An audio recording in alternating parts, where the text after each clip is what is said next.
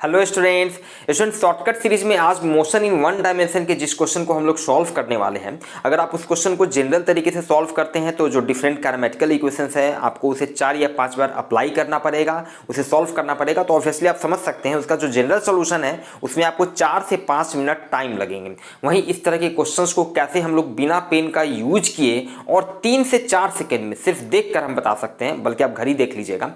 तो चलिए शुरू करते हैं आज के क्लास को।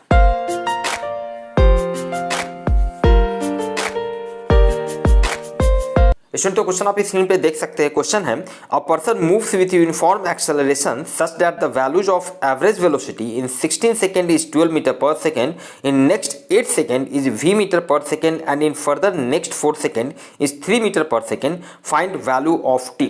चलिए स्टूडेंट आप समझ सकते हैं ऑब्वियसली इस क्वेश्चन को सॉल्व करने के लिए आपको जो डिफरेंट कैरामेटिकल इक्वेशंस है उसे 4-5 बार अप्लाई करना पड़ेगा। Obviously very time consuming question, लेकिन कैसे इस तरह के क्वेश्चंस को सिर्फ देख कर बता सकते हैं ये हम लोग सीखते हैं। इस सिचुएशन को थोड़ा सा हम लोग फिगर से रिप्रेजेंट कर सकते हैं इस तरह से। कोई पर्सन जो है मान लिया मूव कर रहा है कॉन्स्टेंट एक्सेलरेशन a से अगर मूव कर रहा है 16 सेकेंड के ड्यूरेशन में, इसका एवरेज वेलोसिटी कितना दिया हुआ है 12 मीटर पर सेकेंड। नेक्स्ट 8 सेकेंड में इसका एवरेज वेलोसिटी कितना हो गया v मीटर पर सेकेंड, और यही v का वैल्यू हम लोगों को निकालना है इनफैक्ट। और फर्दर 4 सेकेंड में 3 मीटर पर सेकेंड।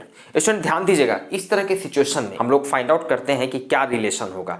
जैसे यहाँ पे आपको टाइम इंटरवल का दिया हुआ है तो टाइम इंटरवल के रिलेशन को आप ध्यान से देखेंगे तो यहाँ पे क्या हो रहा है, टाइम इंटरवल हाफ हो रहा है, 16 सेकेंड 8 सेकेंड 4 सेकेंड। तो एग्जैक्टली उसी प्रोपोर्शन में जिस प्रोपोर्शन में टाइम इंटरवल चेंज हो रहा है, या फिर क्वेश्चन उल्टा भी हो सकता है, जिस प्रोपोर्शन में एवरेज वेलोसिटी का वैल्यू चेंज होगा उसी प्रोपोर्शन में टाइम इंटरवल चेंज होगा, या जिस प्रोपोर्शन में टाइम इंटरवल चेंज होगा उस रेशियो में ही एवरेज वेलोसिटी का वैल्यू चेंज होता है। कहने का मतलब जब टाइम इंटरवल हाफ हो रहा है इसका मतलब एवरेज वेलोसिटी का वैल्यू जो होगा यहाँ पर v का वैल्यू जो होगा 12/2 मतलब 6 मीटर पर second. This is your answer, that's it, हो गया फाइनल। कुछ भी करने का जरूरत नहीं है। वन थिंग, सेकेंड थिंग, यहाँ पर ये बिल्कुल मैटर नहीं करता है कि एज हो सकता है कि पर्सन जो है ये बॉडी जो है यहाँ ए से ये रेस्ट से स्टार्ट किया हो तो भी आपका आंसर यही होगा। हो सकता है ये सर्टेन स्पीड से आ रहा हो और यहाँ पर ए पॉइंट पर इसका सर्टेन वैल्यू रहा हो, सर्टेन स्पीड का कुछ वैल्यू हो तो भी कोई फर्क नहीं पड़ता है, आंसर हमेशा 6 मीटर पर सेकेंड होगा। स्टिक में मेथड में कहीं कोई फर्क नहीं पड़ता है। चलिए स्टूडेंट कुछ एग्जांपल मैं आपको दिखाता हूँ, उस एग्जांपल की सहायता से आपका क्लियर होगा कि कैसे इस ट्रिक की सहायता से डिफरेंट सिचुएशन में आप देख के सिर्फ बता सकते हैं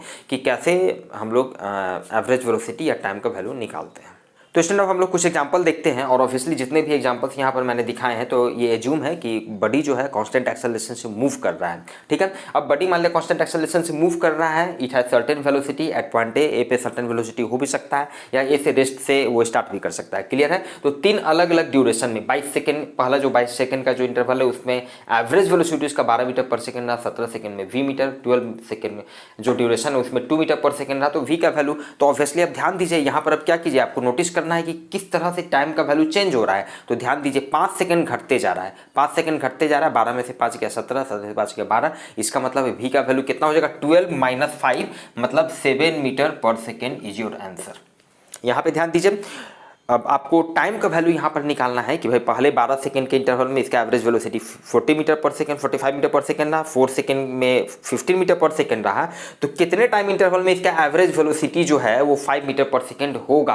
क्वेश्चन इस तरह से आपसे पूछा जाएगा। तो यहाँ पर अब ध्यान दीजिए कि भाई एवरेज वेलोसिटी का वैल्यू किस तरह से चेंज हो रहा है। तो ध्यान दीजिए ये 1/3 होते चला जा रहा है, 45 में 1/3 15, 15 का 1/3 5, इसका मतलब 1/3 मतलब टी का वैल्यू कितना हो जाएगा 4/3 मतलब 1.33 second is your answer, clear है। अब इस एग्जांपल में देखिए, इनफैक्ट आपको वीडियो पॉज करके थोड़ा सा ट्राई करना चाहिए इस एग्जांपल के लिए।